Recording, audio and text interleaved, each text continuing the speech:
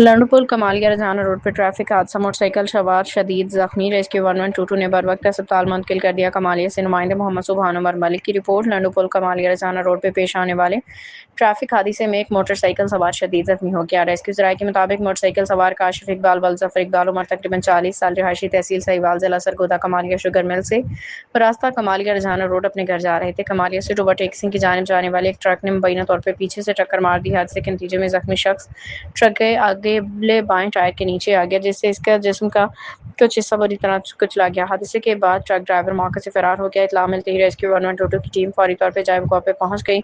زخمی کو ابتدائی طبی امداد فراہم کی۔ اس کی حالت کا جائزہ لیا۔ تشویشناک حالت کے پیش نظر اسے مزید علاج کے لیے ڈی ایچ کیو اسپتال ٹوبا ٹیکسنگ منتقل کر دیا گیا۔